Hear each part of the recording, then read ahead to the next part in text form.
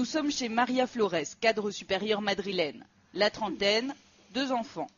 Son mari Santiago, lui, est ingénieur. Comme 80% des familles espagnoles, une de leurs priorités a été d'acheter un appartement.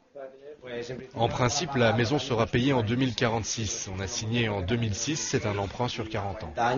Les emprunts à très long terme, l'endettement, c'est en partie là-dessus que s'est appuyé l'essor économique des dernières années en Espagne. Aujourd'hui, la crise du crédit se répercute sur le marché immobilier, un coup de massue pour les familles comme celle-ci. Les intérêts ont augmenté de manière fulgurante. Au lieu de rembourser 1 580 € par mois comme prévu au départ, ils payent aujourd'hui 2 200 €. L'un de nos 2 salaires est directement destiné au paiement de l'hypothèque. Un salaire entier. Dès qu'il entre, il ressort aussitôt. Payer 1 580 € par mois, ça nous convenait à peu près.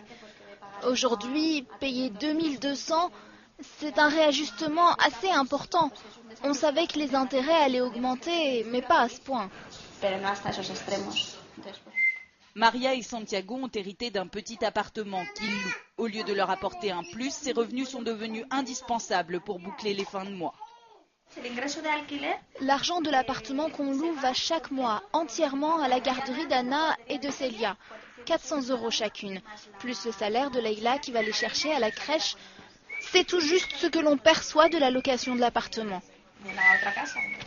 Des salaires qui ont peu évolué dans les 10 dernières années, une hausse générale des prix, peu d'aide sociale ou fiscale. Ces familles se serrent la ceinture et les conséquences commencent à se faire sentir sur la consommation des ménages.